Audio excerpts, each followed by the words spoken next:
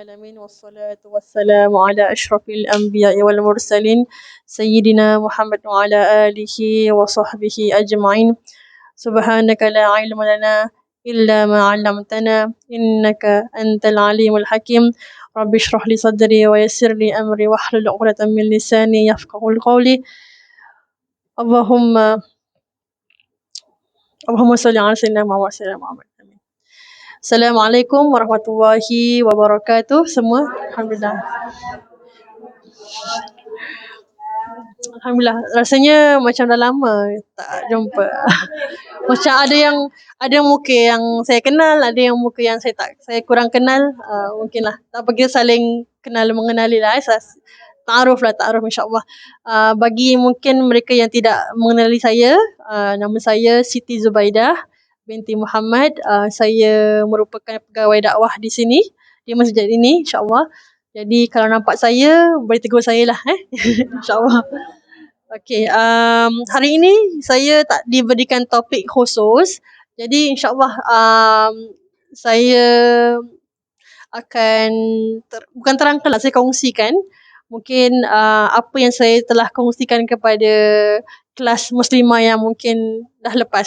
Sebab pada setiap Selasa, saya ada mengajar kelas muslimah. Tapi untuk kaum ibu area sinilah, mereka selalu akan ada dekat Zoom online. Jadi kelas tu saya tengah ajar tentang bab hadis. Dia fardu ain. So kita baca 3 kitab. So baca hadis, kita baca sirah, dan kita baca buku yang terbaru ni, buku Qalbun Salim. Saya rasa ni bukan buku yang mungkin mereka yang tak tahu apa tu Qalbun Salim tu. Qalbun Salim ni merupakan kitab tentang penawar bagi hati. Kitab dia ringan, tapi isi dia berat. Baca tu ringan. Okey, maksiat, kena jaga anggota badan, kena jaga itu semua. Tapi penerangan dia berat. Sebab dia tentang tasawuf. Dia tentang tasawuf. Tasawuf tu apa, tahu tak apa tu? Tahu tak apa tu tasawuf? Ilmu berkenaan dengan, kurang dengar maaf kurang jelas. Okay, saya nak kena gini. Apa? nak naikkan ke? Nak dinaikkan ke? Sudah. Okay. Kalau makin tak dengar, makin lembut, makin kurang jelas, bilang saya.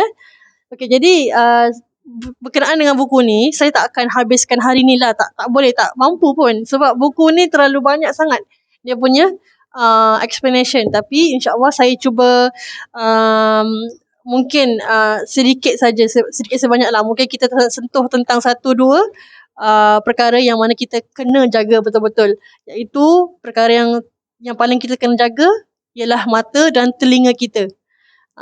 Actually ada banyak. Ada 7 anggota badan kita yang perlu kita jaga. Sebab 7 ni merupakan pintu untuk kita bermaksiat.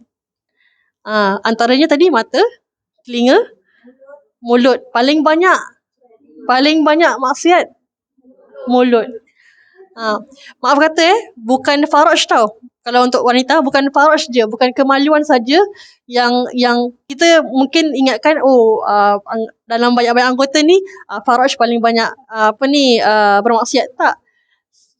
Yang paling banyak maksiat ialah mulut. Sebab mulut dia tak ada protection. Protection dia cuma bibir saja.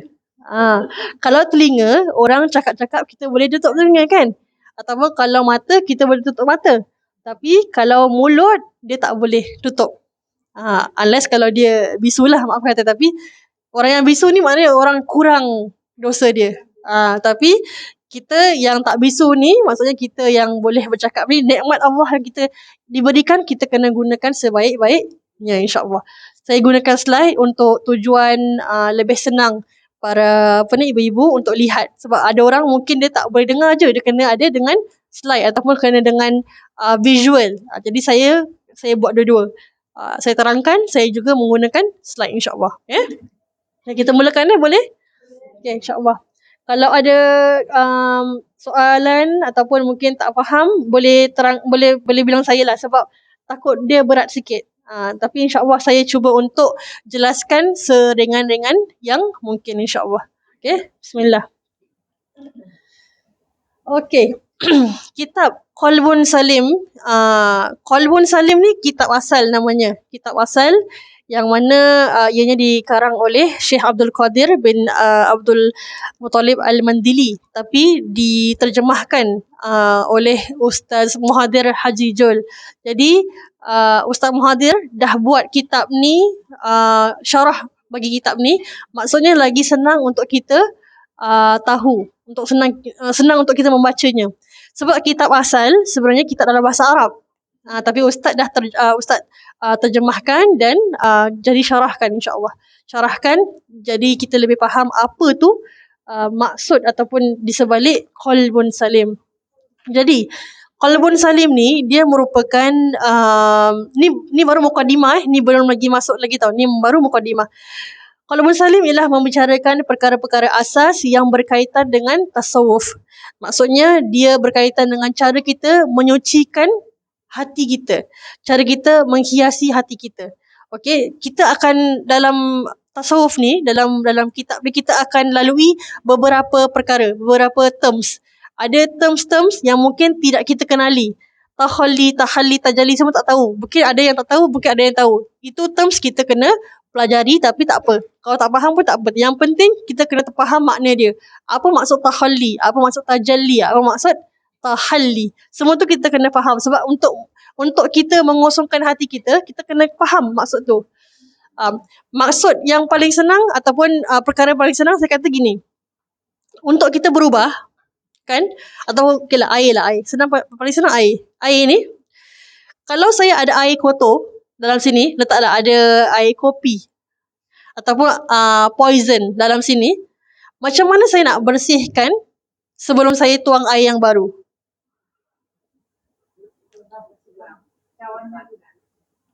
Macam mana? Kita kena cuci, betul? Lagi? Bersihkan. Kira logically, kalau untuk kita kosongkan cup ni untuk masuk air yang baru, kita kena buang air yang lama ataupun kotoran yang lama. Betul tak? Sama konsep dia dengan hati kita. Untuk kita masukkan, hiaskan sifat-sifat yang baik, kita kena buang sifat-sifat yang buruk dulu. Selagi mana kita mempunyai sifat buruk, sifat baik susah nak melekat.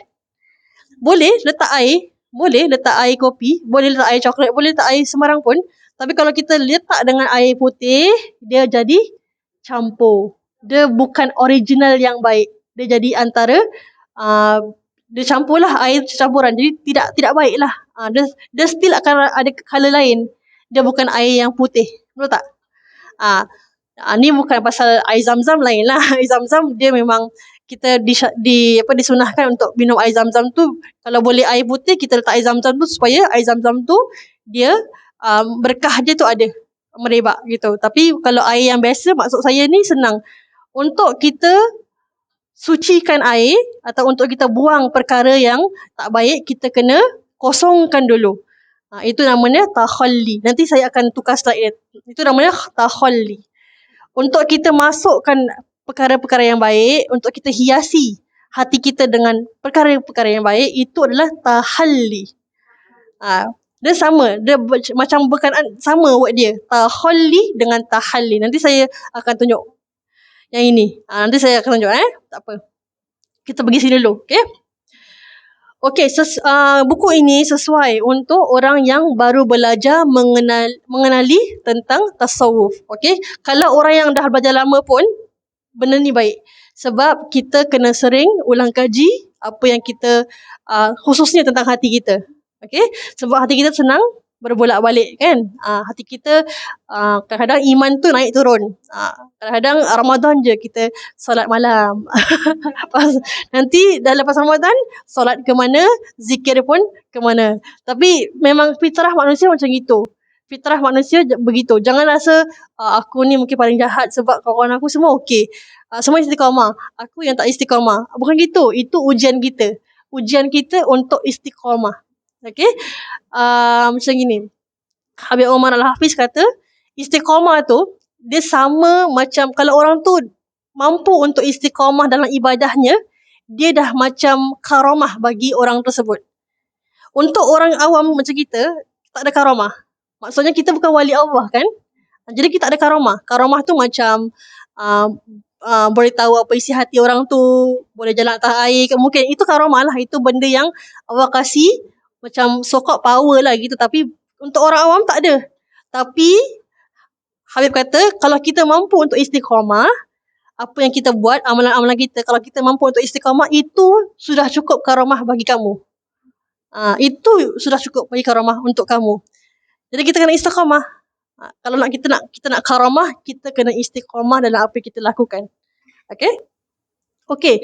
Buku ni pun cakap tentang apa? Untuk kita menjaga 7 anggota badan yang zahir.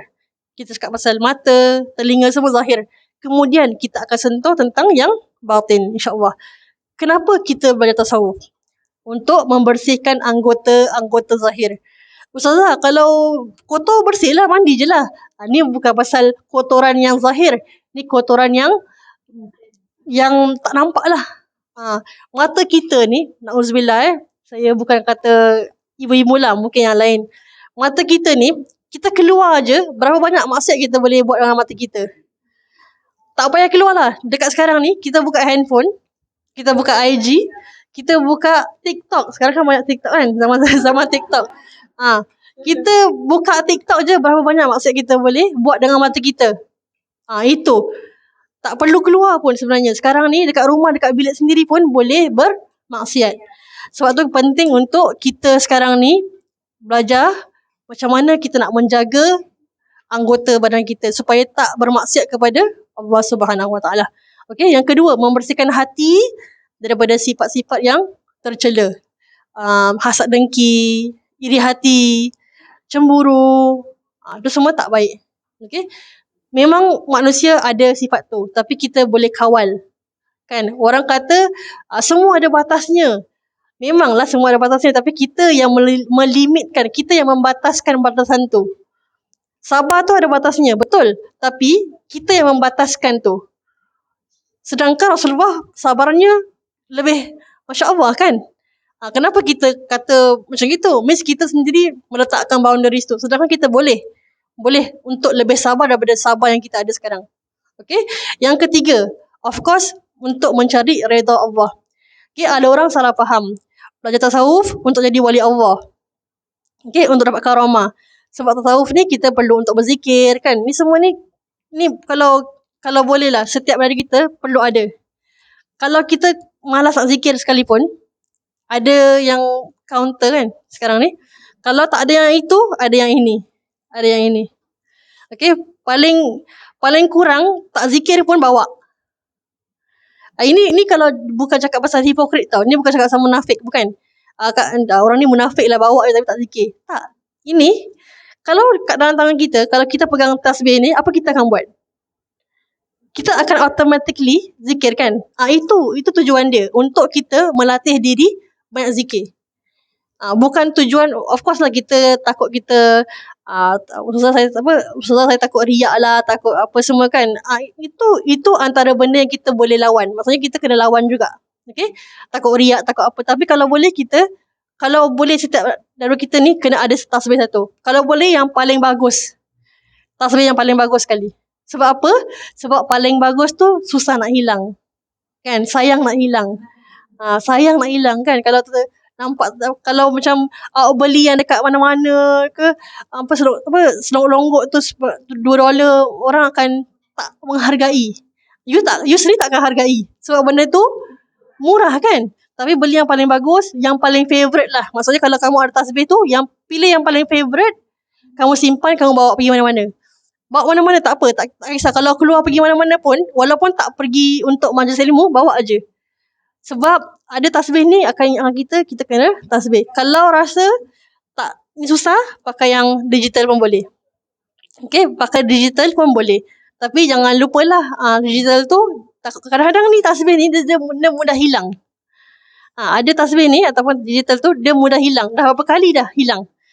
Digital tu yang kita ada digital tu, pada saya dah banyak kali saya ada. Orang kasih satu, saya beli satu. Dah nak dekat 5 kali dah hilang benda tu. Sebab satu, kita lalai lah. Kat kita ni manusia yang penuh dengan kelalaian, mesti hilang kan. Ada ustaz kata mungkin sebab disembunyikan oleh jin. Ataupun disorok oleh jin. Tapi Allah Alam, tak tahulah betul mana kan. Sebab jin tak suka kita bertasbih. Jin tak suka kita bermunajat kepada Allah Subhanahu Taala. Itu antara perkara yang penting. Okey, nanti saya akan share apa petua apa yang kita boleh pakai untuk kita bertasbih. Okey. Zikir sir katanya gitu. Okey. Ini live kan? Facebook Okey. Kena hati-hati. Okey, insya-Allah. The next one. Okey. Okey, kenapa saya letak gambar pokok? Rasa-rasanya. Siapa boleh bilang? Rukun agama yang wajib kita tahu wajib tu fardu ain. Setiap dari kita perlu untuk tahu.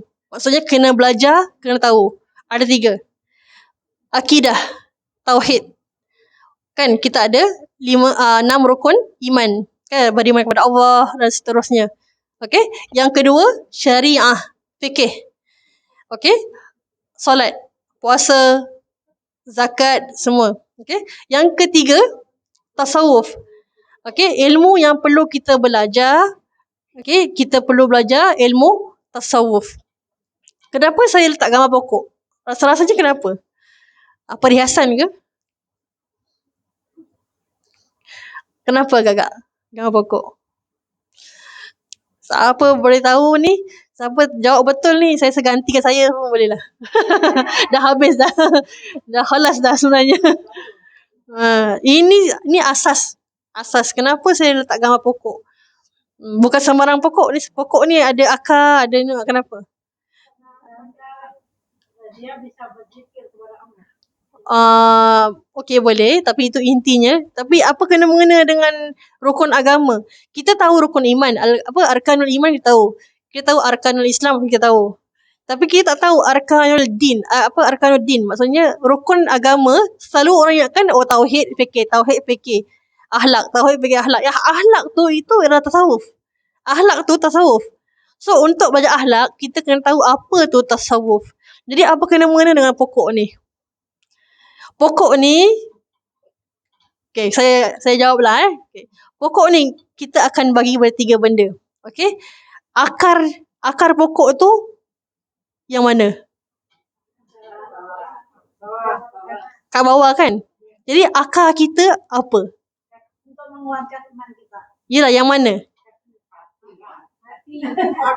Akar kita, akidah kita. Iman kita, akidah kita. Kalau kita punya akidah tak kuat, macam mana nak tumbuh? Kan? Okey. Akar kita, akidah kita, tauhid. Dahan tu, mungkin batang pokok tu fikih kita. Batang tu kan kuat. Kalau akar kita kuat, kita punya fikih kuat. Kita akan buat syariat, kita akan solat, kita akan sembahyang, kita akan puasa, kita akan buat haji semua. Betul tak? Sebab akar kita kuat. Kalau beriman kepada Allah pun tidak, macam mana kita nak buat semua ibadah tu? Faham? Jadi mana tasawuf ni pergi? Bila kita punya akidah kuat dengan akal kita, kan? Kita punya batang syariat kita kukuh kan? Tak mudah tumbang kan? Kita akan dapat daun-daun dan buah-buahan kemanisannya itu tasawuf. Itu dia punya, untuk mendapatkan buah kemanisan iman tu, itu kita kena pelajari tasawuf. Orang selalu kata, kita doa nak kemanisan iman. Macam mana nak belajar kemanisan iman kalau tak belajar tasawuf? Kena belajar tasawuf dulu. Okey? So akal kita, akidah kita kena kuat. Beriman kepada Allah, Rasul, kitab, hari kiamat, semua qada-qadar. Kita kena beriman dengan sekuat-kuatnya akal kita tu. Batang syariat tu, fikih kita kena kuat juga. Maksudnya dengan akal yang kuat, kita punya syariat pun kuat. Dan kita akan dapat kemanisan iman, iaitu buah-buahan tasawuf itu sendiri. Okey? Bila kita buat fikih ataupun bila kita sembahyang, kita tahu kita sembahyang tu untuk apa, baru kita rasa kemanisan iman tu. Kalau setakat sembahyang kan, penat lelah, kita tak akan dapat apa-apa. Sebab kita ingatkan nak masuk syurga je. Tapi kita lupa, kita nak masuk syurga, matlamat utama untuk jumpa Allah Subhanahu Wa Taala. Tapi tak semua orang dapat jumpa ataupun tak semua orang dapat melihat Allah. Okey, kerana apa? Kerana mata kita banyak bermaksiat. Okey, mata yang banyak memandang perkara yang haram tidak dapat melihat Allah Subhanahu Wa Taala. Tak semua orang dapat melihat Allah dalam syurga. Masuk syurga, yes. We can masuk syurga. We can enter the heaven. But not everyone can look ataupun nampak Allah Subhanahu Wa Taala dengan zatnya. The original. Secara tanpa hijab. Untuk melihat Allah, mata kita kena train untuk tak lihat benda yang haram. Dari sini kita kena train. Bukan dekat sana. Kat sana semua untuk hisap. Just untuk calculate je you punya dosa dan pahala, gitu je. Okay? Dekat sini kita kena calculate. Kena start. Langkah pertama untuk mengosongkan tahalli. Tasawuf adalah untuk kita tahalli. Kosongkan segala perkara yang tidak baik. Kosongkan. Yang kedua, hiasi. Bila kita dah kosong, kita boleh hiasi perkara yang baik. Okay? Perkara yang baik. Perkara yang baik, sabar. Okay? Tidak cinta dunia. Macam gitu. Okay? Ketiga, tajalli. Tajalli ni, yang langkah ketiga ni, ini hanya boleh diberi oleh Allah. Maksudnya, kalau kita dah baik, kita dah buang segala perkara yang buruk, kita isikan hati kita, dalam diri kita perkara yang baik, hanya Allah yang boleh memberikan apa yang terbaik untuk awak. Macam itu. Tajalli ni perkara yang dia rahsia. Perkara rahsia. Allah kasih. Kalau Allah nak kasih, Allah kasih. Kalau tidak, dan continue lah. Macam gitu. Okay. Tajalli dia special. Dia perkara yang hanya Allah saja kasih kepada mereka yang Allah kehendaki. Gitu. Okay. Okay. Qalbun salim. Okay. Kenapa ada equal sign qalbun marid? Ni mathematics ke? Bukan. Okay. Kenapa? Qalbun salim is not equal to qalbun marid. Qalbun salim. Maksud qalbun salim tu ialah hati yang sihat. Okay. Hati yang tenang, boleh. Hati yang sihat. Okay. Qalbun salim. Qalbun, hati. Salim tu tenang ataupun baik ataupun sihat. Is not equal to qalbun marid. Dalam bahasa Arab, marid tu sakit. So, hati yang sihat dengan hati yang sakit sama tak? Tak sama. Sekarang hati kita sihat ke sakit? Kalau sihat, saya tak payah ajar ni lah. Alhamdulillah, semua dah sihat dah. Okay. Setiap daripada kita mesti ada hati yang mungkin kita nak. Setiap daripada kita mungkin tahu yang we know what we want to change. Each of us tahu apa yang kita nak change, kan? Jadi dalam perkara tasawuf ni, kita didik hati kita untuk ubah apa yang kita nak ubah. Kalau misal kata, saya ni suka banyak cakap lah, Ustazah. Example. Dalam kitab ni, kita diajar macam mana nak cakap. Apa nak cakap. Bila nak cakap. Dengan siapa nak cakap. Perkara apa yang nak cakap. Macam gitu. Saya ni suka tengok benda yang tak baik lah, Ustazah. Kita akan belajar. Perkara apa yang boleh tengok. Macam mana nak tengok. Apa benda nak tengok. Okay. Dalam kitab ni, insyaAllah. 7 anggota zahir yang merupakan punca atau asbab maksiat. Okay. 7 anggota ni yang paling banyak maksiat lah. Okay. Iaitu mata. Okay. Mata. Telinga. Our ears. Perut. Lidah. Lidah. Perut. Kemaluan. Tangan dan kaki. Ini dia open untuk muslimah dan muslimin. Maksudnya semua memang ada. Both the guys and the girls, the women have all this. Jadi yang menuntut tasawuf ni, yang ada semua ni lah. Okay. Mata, telinga, lidah, perut, kemaluan, tangan dan kaki. Okay. Tadi kita nak kosongkan kan? Kosongkan apa? Kosongkan anggota zahir kita daripada maksiat. Jangan ada perkara maksiat dalam semua ni. Sifat-sifat yang tercela. Nah, ada 10. Sifat mahmudah pun ada 10. Untuk kita buang perkara-perkara tak baik, ialah kita kena pelajari apa tu yang tak baik. Okey? Yang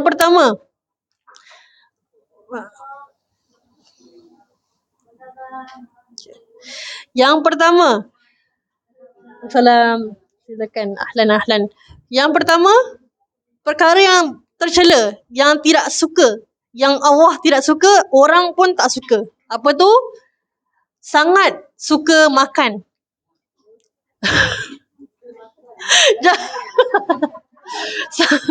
Sangat suka makan. Okey? Janganlah. Ni. Jangan gitu. Kesian dia. Jangan takut terasa hati nanti. Okey. Ini untuk diri sendiri. Untuk diri sendiri. Jangan. Dia lah tu. Dia. Gitu. Okey. Untuk diri sendiri.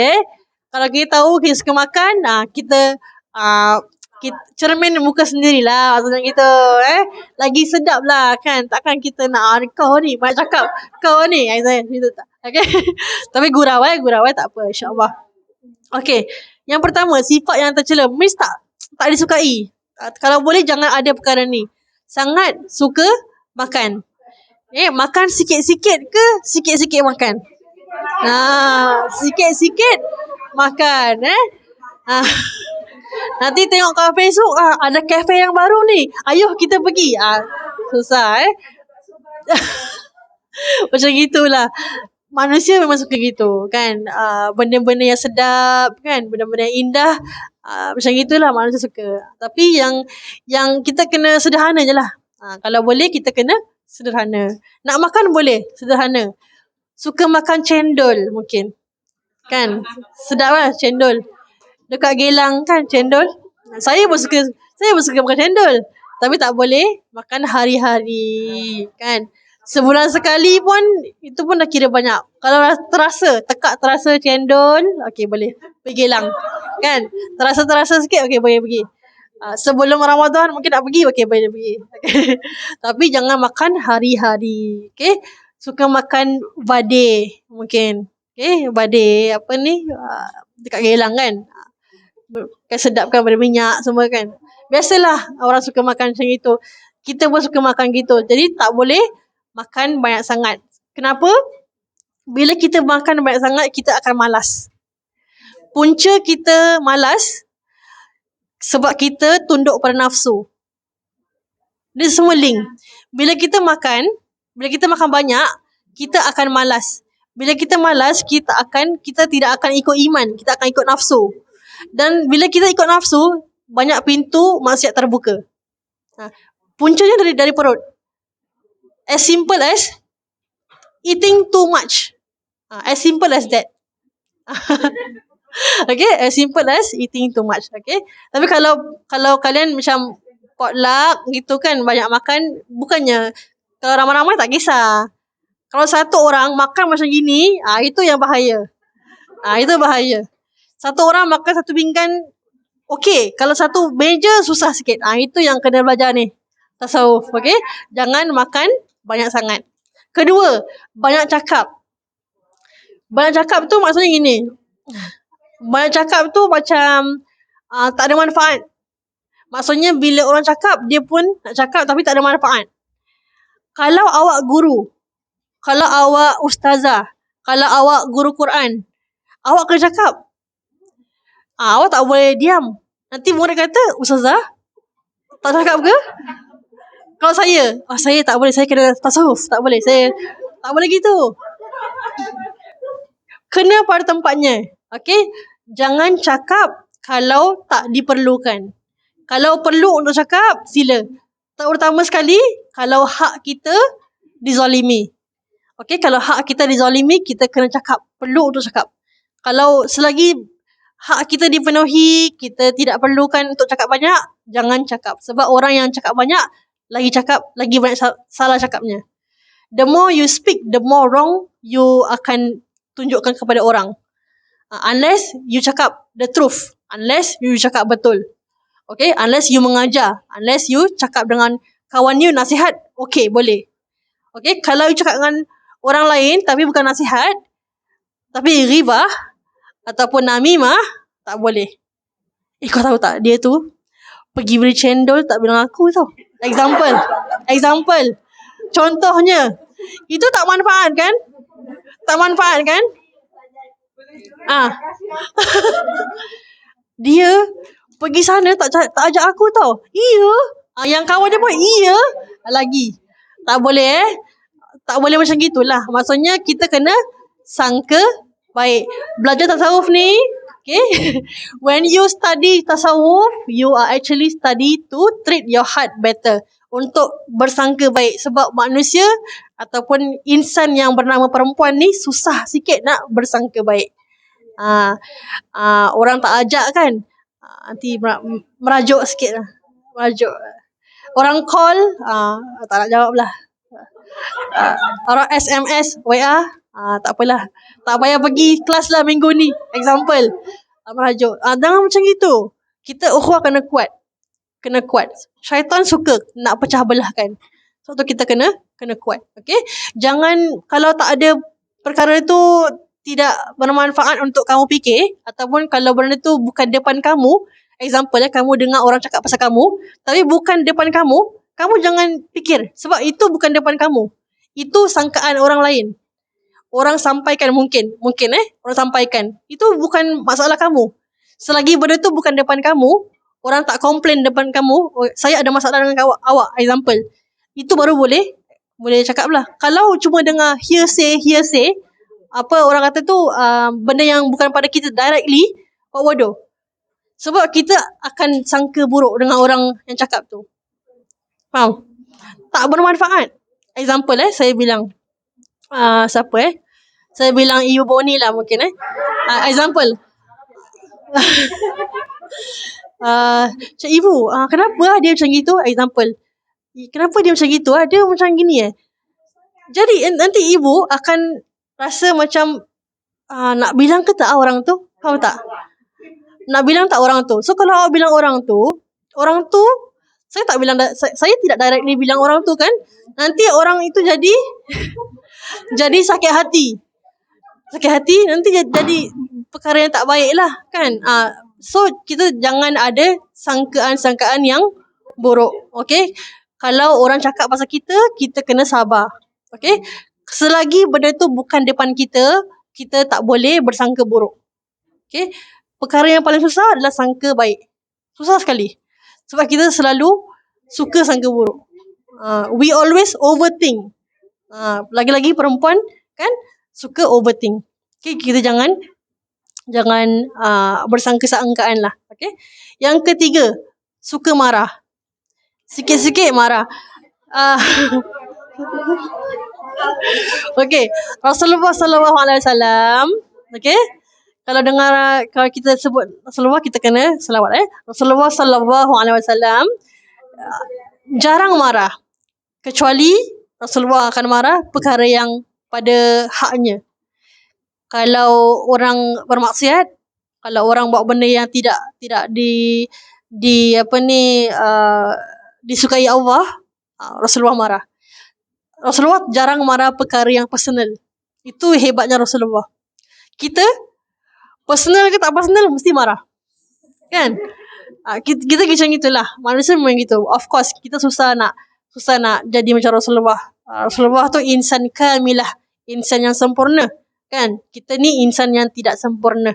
Jadi kita kena belajar banyak daripada Rasulullah. Okay? Jangan marah-marah. Marah pada haknya. Betul. Kalau hak dizalimi, boleh marah. Tapi marah pun bukan mencaci, bukan memaki. Marah dengan hikmah. Marah dengan perkara yang benar, boleh. Okay? Marah anak sebab tak solat, boleh. Okay? Kalau kita ada ibu bapa, jangan marah ibu bapa. Walau macam mana susah pun, kita nak nasihat orang tu, okay? Jangan marah ibu bapa. Kalau anak perlu marah. sebab kebaikan untuk anak tu. Okay? Kalau ada kawan, mungkin dia buat perkara yang tak baik, nasihat. Jangan marah dulu. Nasihat dengan cara lembut. Sebab benda yang lembut lagi senang masuk dalam hati. Benda yang emotionally lembut, dia akan senang sampai dalam hati. Kalau benda yang kasar, keras, dia susah nak dapat dalam hati. Orang akan lari. Okay? Sebab tu dakwah Rasulullah, dakwah yang lembut. Okay? Orang lempar batu, lempar kayu, lempar apa semua sampai Rasulullah berdarah pun. Tapi Rasulullah tetap berlembut dengan mereka. Okay? Masa Rasulullah berdakwah dekat Taif, kan? Orang-orang Taif lempar kan? Lempar masa tu belum lagi sebar luas lagi Islam. Islam masih lagi dalam keadaan yang sembunyi-sembunyi lagi. Okay? Rasulullah dah sebarkan dekat penduduk Taif. Orang-orang Taif tak suka. Okay, tak suka agama Islam. Dia lempar batu, lempar kayu sampai berdarah Rasulullah SAW. Okay? Malaikat Jibril kata, nak tak aku terbalikkan? Bukan orang tahu. Nak tak aku terbalikkan tempat Taif tu? Kira gempa bumi lah. Nak tak? Maksudnya nak bilang yang malaikat ni sangat sayang kepada Rasulullah. Okay? Dan Rasulullah kata apa? Jangan. Rasulullah doakan lagi. Semoga anak keturunan mereka di kalangan orang-orang yang soleh. Dan Alhamdulillah, Rasulullah punya doa makbul. Walaupun mereka tak Islam, diorang punya keturunan adalah orang-orang Islam. Macam gitu. So dakwah dengan lemah lembut. Kita nak nasihat kawan-kawan kita pun kena lemah lembut. Okay? Hasad dengki, kedekut, sayang pada harta. Saya nak tanya, ni question lah. Kita quiz lah. Penyakit hati dalam banyak-banyak ni semua ni, penyakit hati yang mana yang paling bahaya? The most dangerous heart diseases. Bukan heart attack paling bahaya sekali. Hasad dengki. Lagi? Riak. Sombong.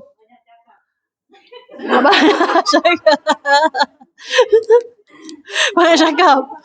Okay, lagi?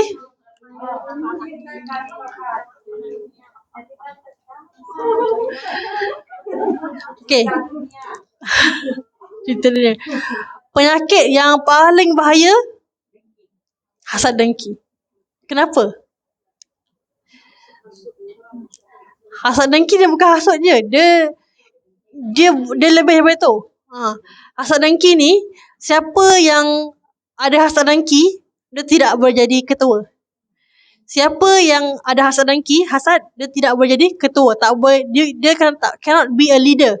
Because when you become a leader, you cannot see people more good than you. Faham? Itu hasad dengki. So tak boleh. Jadi orang yang hasad dengki tu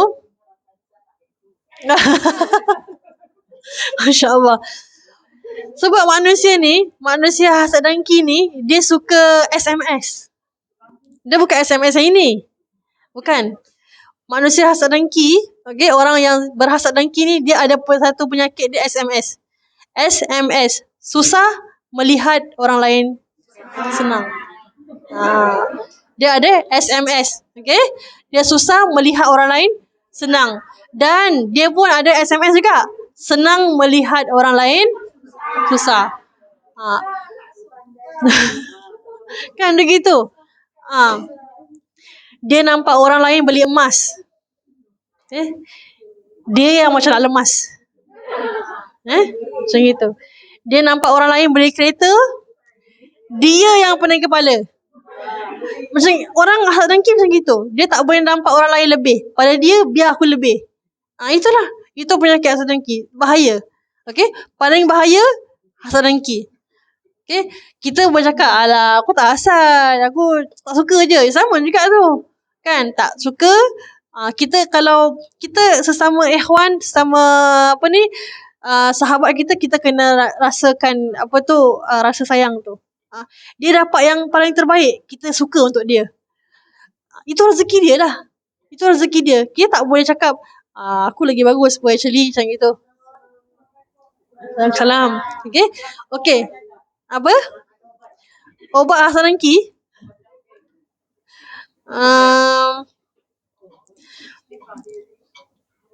Ada, actually ada. Nanti saya share. Tapi saya nak share yang lain tu.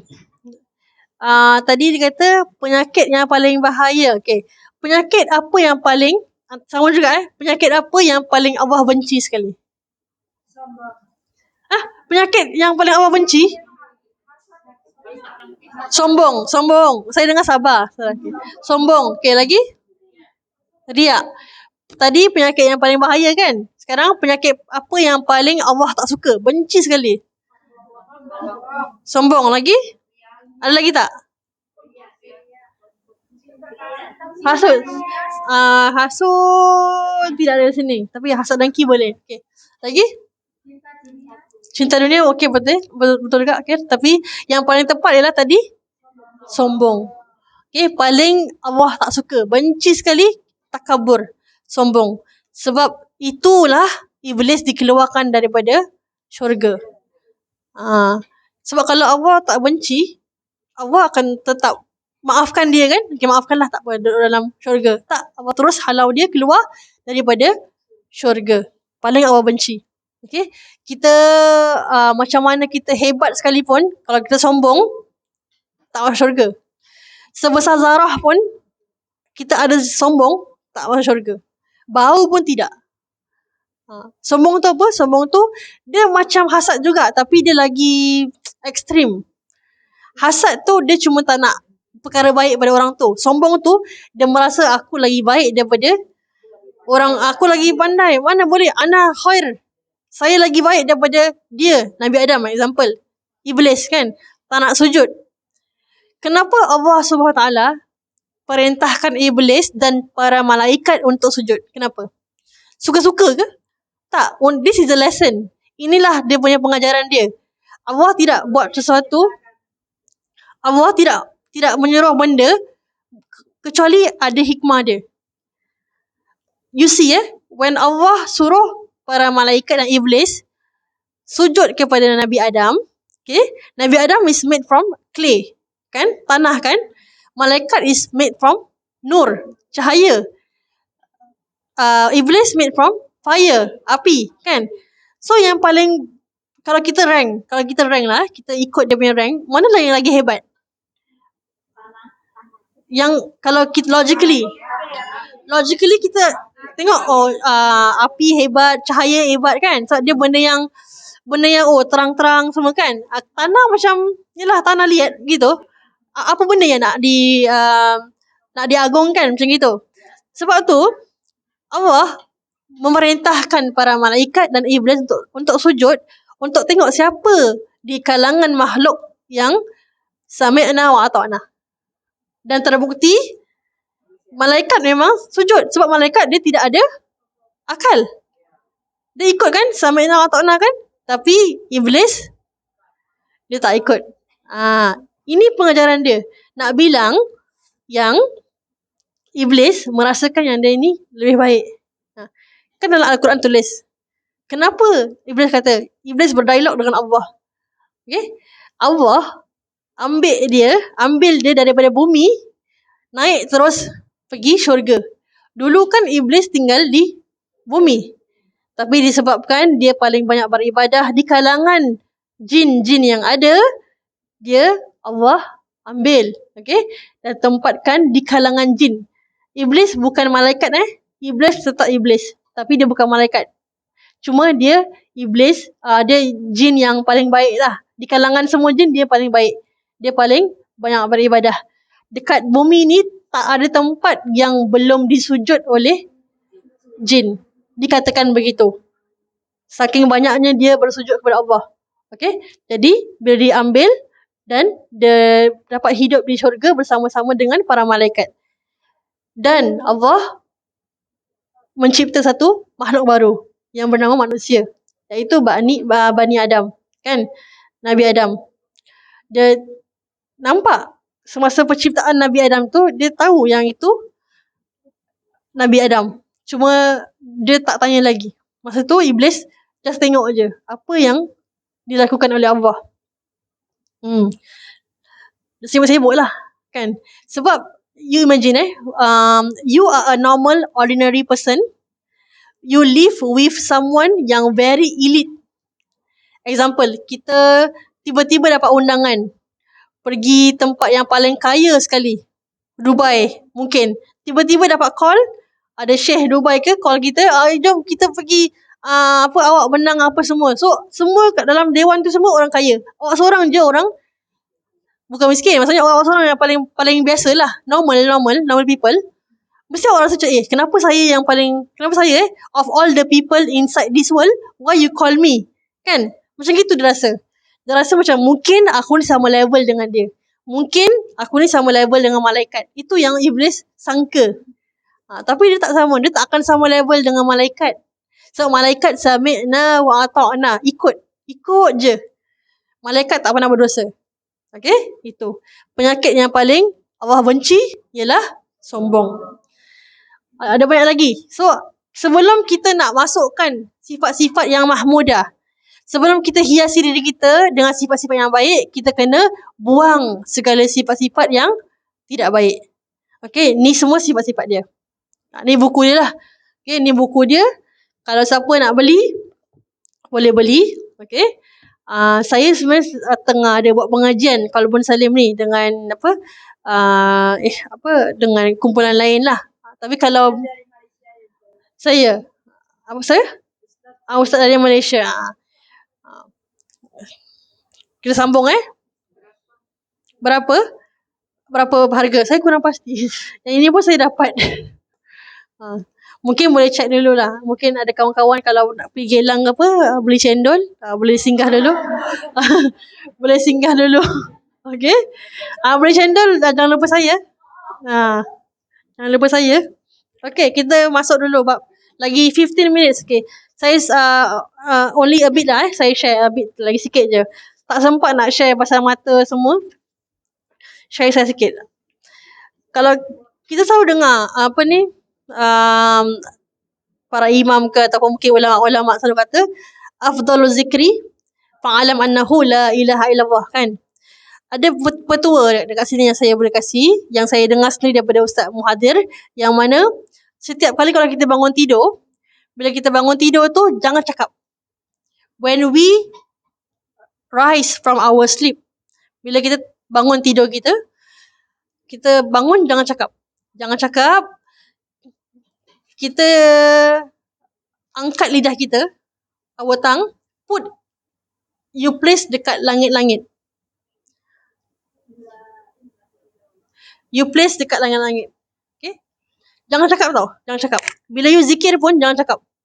So when you bangun dari tidur, jangan cakap dengan orang. Kalau boleh, di petua orang-orang soleh dulu. You place your tongue dekat lidah, you place your tongue, lidah you dekat langit-langit mulut. Okay? Terangkat sikit lah. Dan dalam hati, you baca. La ilaha illallah, la ilaha illallah, la ilaha illallah. Tapi jangan cakap. Example saya buat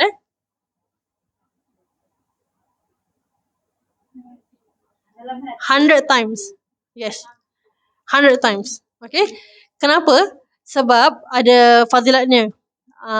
Kalau kita buat macam gitu setiap hari, bila kita bangun tidur, fadilat dia gini. Bila kita bangun tidur, kita buat benda tu, kita kena pandang, if you have a room, kalau ada rumah ataupun ada bilik, you pandang alam sekitar. Kalau you ada tingkap, you buka tingkap, you tengok langit. Ataupun you tengok anything ciptaan Allah. Itu petua dia. Petua dia, you bangun tidur, you buka tingkap ke apa, you tengok langit, example. Tengok langit, angkat lidah kamu dan zikir. La ilaha illallah, la ilaha illallah. Kalau boleh buka mata lah, jangan tutup mata. Takut nanti buka, terkejut orang ada benda. Kalau boleh, jangan ambil yang menghadap dengan jiran lah. Nanti takut jiran terkejut. Kenapa kamu gitu kan? Orang mana faham kan? Kalau boleh tingkap yang boleh menghadap langit. Ataupun kalau tak boleh tak apa. Tapi kalau boleh menghadap langit. Sebab apa? Melihat langit adalah ibadah.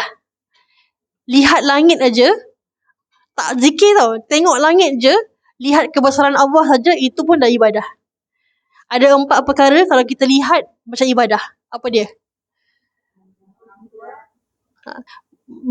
Apa benda kita lihat 4 benda ni, 4 perkara ni, kalau kita lihat aja itu kira ibadah. Pandang mak, betul. Pertama sekali pandang langit tadi kan. When we see or we view the sky. Ada tak orang tengok langit marah-marah? Tak ada. Tak ada. Aku tak suka lah langit hari ni. Kalau ada pun mungkin nak mendung. Tapi saya rasa jarang orang tengok langit marah-marah. Sebab langit, awak imagine imagine je kalau pergi mana-mana ke, pergi park ke, ataupun nanti ke awak tengok langit, awak rasa ya Allah, kebesaran Allah, Masya Allah. Okay? Melihat langit dikira ibadah. Melihat Al-Quran, lihat aja tau, belum lagi baca tau, dah ibadah. Melihat wajah ibu ayah, melihat Kaabah. 4 perkara. Melihat langit, melihat Al-Quran, okay? Melihat orang tua kita, ibu kita, dan juga melihat Kaabah. Melihat Kaabah pun ibadah. Belum lagi cakap, belum pergi pun, lihat je pun ibadah. Okay, back to tadi. Ini dia kita namakan amalan zikir sir. Zikir sir tu zikir rahsia. Sir tu zikir perlahan. Sir tu is yes, okay, zikir sir. When you wake up, okay, you tengok langit kalau boleh, kalau tak pun dekat you punya bilik ataupun di rumah you, jangan cakap dengan orang, you angkat lidah you zikir la ilaha illallah, la ilaha illallah, tapi jangan cakap. You don't pronounce la ilaha illallah dalam hati. You sebut la ilaha illallah. Kenapa? Fadilat dia, sekiranya kalau kita menghadapi sakaratul maut, tidak ada orang yang menzikirkan kita, tidak ada orang yang talqinkan kita la ilaha illallah, hati kita dah praktis untuk cakap la ilaha illallah. Itu amalan dia. Tahan nafas tak? Boleh nafas tak? Tahan nafas nanti.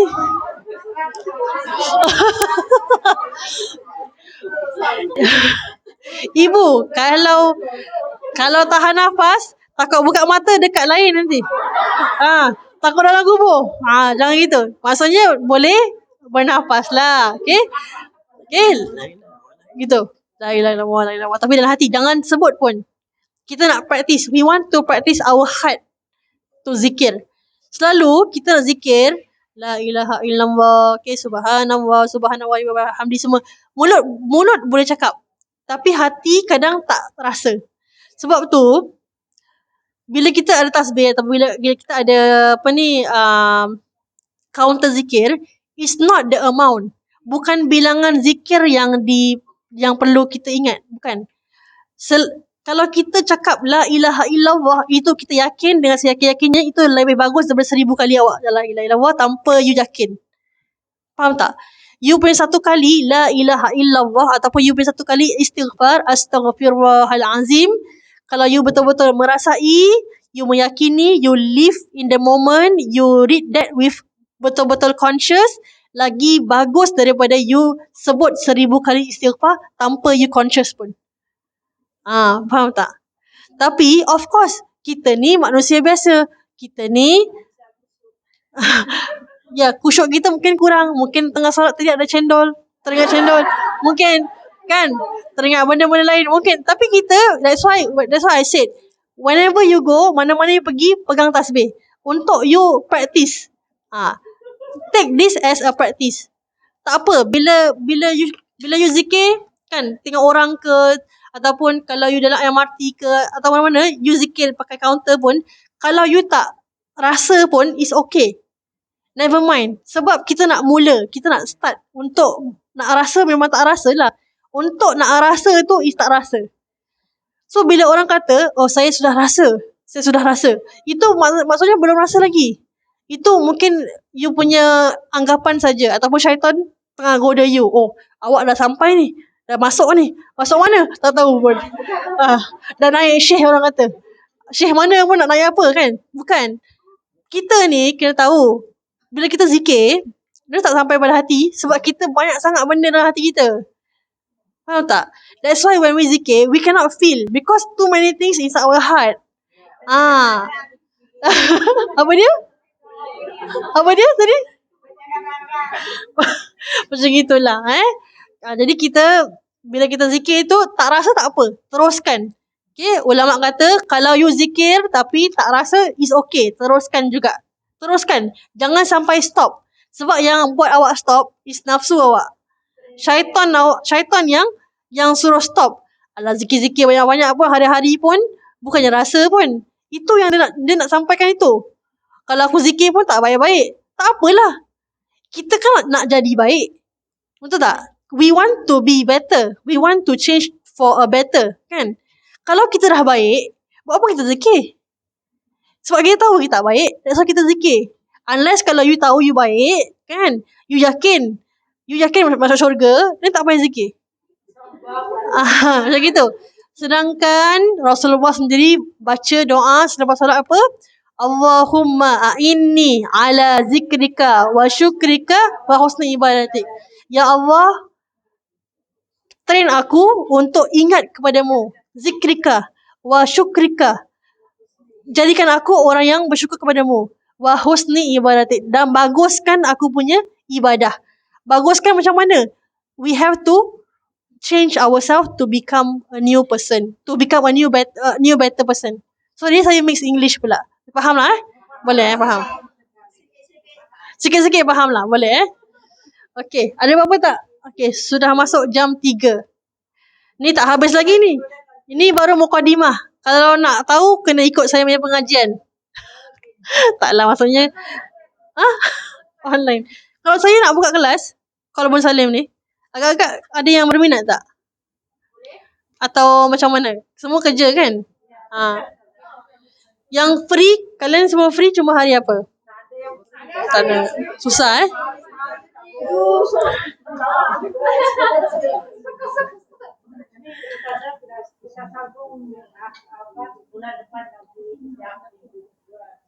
InsyaAllah tak apa. Boleh je tak apa. Saya just kalau misal kata dipanggil lagi, saya sambung ni saja. Lagi sebab banyak sangat ni nak kena cakap ni, banyak benda banyak cakap. Tak boleh. Okay, insyaAllah. I think that's all for today. Kalau ada soalan, insyaAllah saya cuba untuk jawabnya. Kalau tidak, tak ada, saya tutup. Hari Raya belum jumpa. Oh, sama juga. Masya Allah. Sama-sama juga. Saya mohon maaf kalau ada silap salah ke. Sudah 2 tahun tak jumpa, tak tahu apa salah saya pun. Tak apa, saya minta maaf juga. Okay. Ada apa-apa tak? Kalau tak ada, saya tutup. Obat itu dengki hati? Maksudnya? Oh, obat untuk dengki. Obat untuk hasad. Okay. Obat dia gini. Obat dia, takut salah cakap sekejap.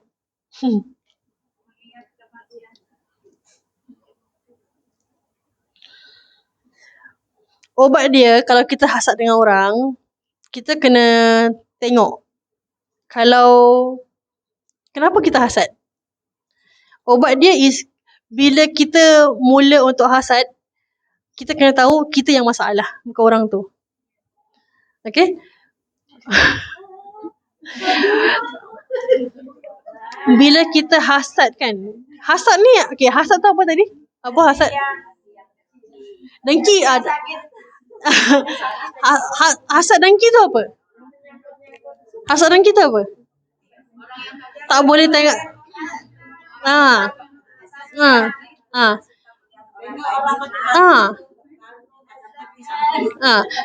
That's why bila you hasad, bila you sakit tu kan, you belum lagi cakap pun, you rasa sakit kan, itu is the first moment you have to realise yang you yang masalah dia, bukan orang lain.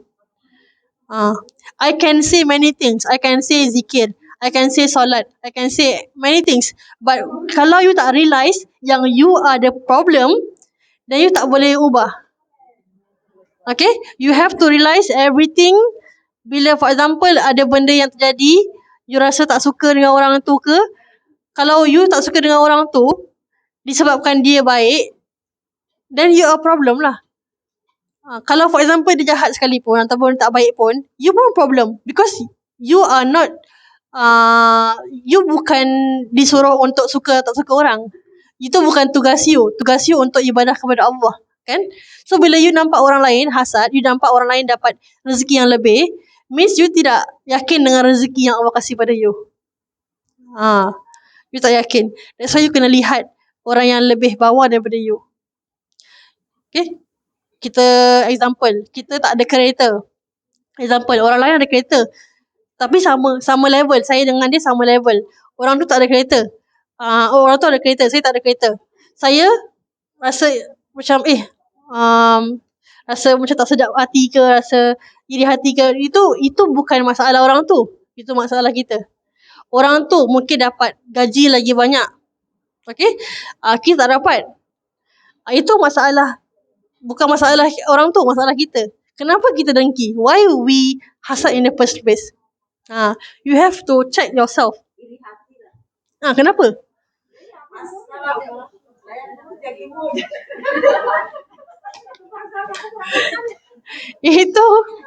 Itu banyak masalah tu. Adakah orang hasad macam itu? Itu bukan hasad itu gurau lah, gurau je. Tak ada. Takkanlah hasad pasal badan besar ke badan kecil ke, tak adalah. Kalau orang yang kuat, orang yang kuat adalah orang yang mencintai orang yang membencinya. Orang yang kuat adalah orang yang mencintai orang yang benci pada dia. Example, orang tak suka saya, tapi saya sayang dia. Saya doa, Ya Allah, Ya Allah, kau berikan apa yang dia nak. Itu tanda kita kuat. Sebab kalau orang benci kita, kita pun aku benci dia juga. Dua-dua salah.